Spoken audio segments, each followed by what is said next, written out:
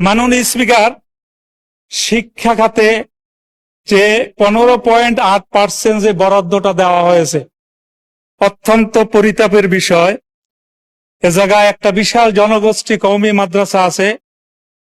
এ ব্যাপারে অর্থমন্ত্রী কওমি মাদ্রাসা শিক্ষার ব্যাপারে কতটুকু গুরুক্ষেপ করবেন জানি না। তবে এই মহান সংসদে আমি জোরালো দাবি জানাচ্ছি, কওমি মাদ্রাসা এরা কিন্তু বাংলাদেশের ভিতরে 80,000-এর মতো কওমি মাদ্রাসা আছে। এরপরে 10 লক্ষের মতো শিক্ষক আছে, কয়েক লক্ষ শিক্ষার্থী আছে। এই 80,000 মাদ্রাসায় এই কয়েক লক্ষ শিক্ষার্থীদের জন্য এই আলেম ওলামারা কিভাবে, সেটা আমরা আপনার কাছে জোরালো দাবি জানাচ্ছি। পাশাপাশি স্বতন্ত্র ইবতেদায়ী মাদ্রাসা কিছুদিন আগে আমরা দেখেছি তারা কিন্তু ও জায়গায় ধর্মঘট পর্যন্ত করছে। আমি আশা করি শিক্ষামন্ত্রী স্বতন্ত্র ইবতেদায়ী যারা জাতীয়করণ চাচ্ছে, সরকারিকরণ চাচ্ছে, এদের ব্যাপারে একটা কার্যকরী পদক্ষেপ নেবেন বলে আমি বিশ্বাস করি। আলোচনায় অংশগ্রহণ করবেন বরগুনা 1 আসন থেকে নির্বাচিত মাননীয় সদস্য জনাব মোহাম্মদ অলিউল্লাহ। জনাব মোহাম্মদ অলিউল্লাহ, আপনার সময় 8 মিনিট। ধন্যবাদ আপনাকে। নাহমাদুহু ওয়া নুসাল্লি আলা রাসূলিল কারীম, আম্মা বাদ, ফাউযু বিল্লাহি মিনাশ শাইতানির রাজীম, বিসমিল্লাহির রহমানির রহিম। ইয়া আইয়ুহাল্লাযীনা আমানুত্তাকুল্লাহ ওয়া যারু মা বাকিয়া মিনার রিবা ইন কুনতুম মুমিনিন। মাননীয় স্পিকার, এই মহান সংসদে কথা বলতে দেওয়ার জন্য আপনাকে অসংখ্য ধন্যবাদ জানাচ্ছি।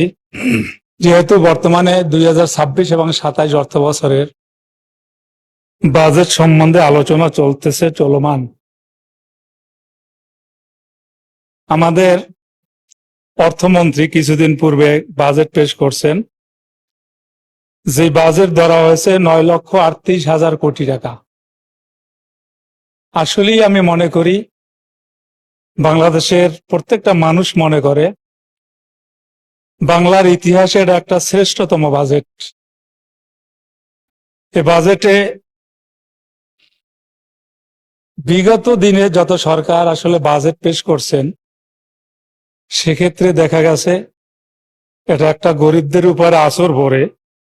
আর আমি মনে করি বর্তমানে বাজেটের বিভিন্ন দিক থেকে করকে মওকুফ করার কারণে গরিবদের উপরে সে ধরনের বিরূপ কোনো আচরণ পড়বে কিনা আমার জানা নেই। তো বাজেটের এই বিশাল, আসলে বাজেটের পক্ষে যারা কথা বলতেছেন এবং বিপক্ষে কথা বলতেছেন, যারা বাজেটের পক্ষে বিপক্ষে যারা কথা বলে, এটা আপনাদের শোনার ধৈর্য ধারণ করতে হবে, মেনে নিতে হবে। এটা হবে। আমরা তো বাজেট অনেক বড় হয়েছে এটা সমালোচনা করি না। মূলত আমাদের সবচেয়ে বড় ইশকাল হলো, আমাদের প্রশ্ন হলো, এই যে বাজেটের এক বিশাল ঘাটতি আছে 2,43,000 কোটি টাকা, এইটার যোগানটা যে আমাদের মাননীয় অর্থমন্ত্রী দিতে চাচ্ছেন বৈদেশিক ঋণের উপরে ভিত্তি করে, এ জায়গায় হলো আমাদের সবচেয়ে বড় প্রশ্ন। যেহেতু এদেশে বারবার সরকার পরিবর্তন হয়, ঋণ তো জনগণের মাথায় থেকে যায়। এখনই আমরা প্রত্যেকটা জনগণ, প্রত্যেকটা মানুষ মাথা পিছু 1 লক্ষের উপরে আমরা কিন্তু ঋণগ্রস্ত। এটার উপরে যদি আবার ঋণ নিয়ে আবার যদি সে বাজেটটা আবার সম্পূরক করা হয়, হয়তোবা সবাই সব চিরদিন কিন্তু ক্ষমতায় থাকবেন না, কিন্তু ঋণের বোঝাটা কিন্তু আম জনগণের উপরই বর্তাবে। সে জায়গায় হলো আমাদের সবচেয়ে বড় কথা, বড় প্রশ্ন। তবে আমি আবার সাধুবাদ জানাই গণপ্রজাতন্ত্রী বাংলাদেশ সরকারের মাননীয় প্রধানমন্ত্রীকে। নিশ্চয়ই তিনি এত বড় একটা বাজেট দিয়েছেন, নিশ্চয়ই তার একটা পরিকল্পনা আছেন। দোয়া করি তিনি যেন বাজেট অনুযায়ী দেশকে সামনে অগ্রসর করে নিয়ে যেতে পারেন। এই বাজেটের আয়ের দিক ধরা হয়েছে 6,95,000 কোটি টাকা। মাননীয় স্পিকার, এ জায়গায় আর একটা আশ্চর্যের বিষয়, সেটা হইলে বাজেটের 1,27,500 কোটি টাকা আমাদের শুধুমাত্র সুদ দিতে হবে। আমরা বাংলাদেশের শতকরা 90 থেকে 92% মুসলমান। এই দেশে বারবার আমরা সুদের উপরে কেন ব্যাসেস করি, এটা আমার প্রশ্ন। আমরা কি সুদের এই করাল গ্লাস থেকে কি বেরিয়ে আসতে পারবো না? নিশ্চয়ই আমি বিশ্বাস করি বর্তমান যারা সরকার পরিচালনার দায়িত্বে আছেন, সরকারের দায়িত্বে আসার আগে আপনারা নিশ্চয়ই বলেছেন মদিনার আলোকেই আমরা রাষ্ট্র পরিচালনা করব।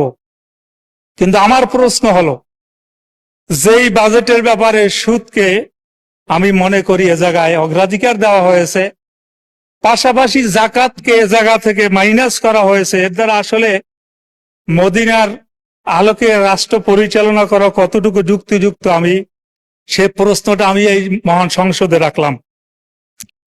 মাননীয় স্পিকার, এ জায়গায় শিক্ষা খাতে 15.8% এ জায়গায় বাজেট ধরা হয়েছে মূল বাজেটের। এটা একটা ইতিহাস বিরল। আমি এ জায়গায় মাননীয় শিক্ষামন্ত্রীকে আমার আন্তরিক অভিনন্দন জ্ঞাপন করছি। কারণ তিনি এর আগে যখন বিএনপির আমলে শিক্ষামন্ত্রী ছিলেন তখন আমি অধ্যয়নরত ছাত্র। ওই সময় আমরা নকলের কল্পনাও করতে পারি নাই, কিন্তু পরবর্তীতে আবার এদেশের শিক্ষা খাতে নকলের সরাসরি আবার এবছর মাননীয় শিক্ষামন্ত্রীর হস্তক্ষেপের দ্বারা এবছর আমি বিশ্বাস করি আবার নকল মুক্ত একটা পরীক্ষা বাংলার জমিনে হয়েছে। এই জন্য তাকে আন্তরিক অভিনন্দন জ্ঞাপন করছি। মাননীয় স্পিকার, শিক্ষা খাতে যে 15.8% যে বরাদ্দটা দেওয়া হয়েছে অত্যন্ত পরিতাপের বিষয়। এ জায়গায় একটা বিশাল জনগোষ্ঠী কওমি মাদ্রাসা আছে। এ ব্যাপারে অর্থমন্ত্রী কওমি মাদ্রাসা শিক্ষার ব্যাপারে কতটুকু গুরুক্ষেপ করবেন জানি না, তবে এই মহান সংসদে আমি জোরালো দাবি জানাচ্ছি, কওমি মাদ্রাসা এরা কিন্তু বাংলাদেশের ভিতরে 80,000-এর মতো কওমি মাদ্রাসা আছে, এরপরে 10 লক্ষের মতো শিক্ষক আছে, কয়েক লক্ষ শিক্ষার্থী আছে। এই 80,000 মাদ্রাসায় এই কয়েক লক্ষ শিক্ষার্থীদের জন্য এই আলেম ওলামারা কিভাবে, সেটা আমরা আপনার কাছে জোরালো দাবি জানাচ্ছি। পাশাপাশি স্বতন্ত্র ইবতেদায়ী মাদ্রাসা কিছুদিন আগে আমরা দেখেছি তারা কিন্তু জায়গায় ধর্মঘট পর্যন্ত করছে। আমি আশা করি শিক্ষামন্ত্রী স্বতন্ত্র ইবতেদায়ী যারা জাতীয়করণ চাচ্ছে, সরকারিকরণ চাচ্ছে, এদের ব্যাপারে একটা কার্যকরী পদক্ষেপ নেবেন বলে আমি বিশ্বাস করি।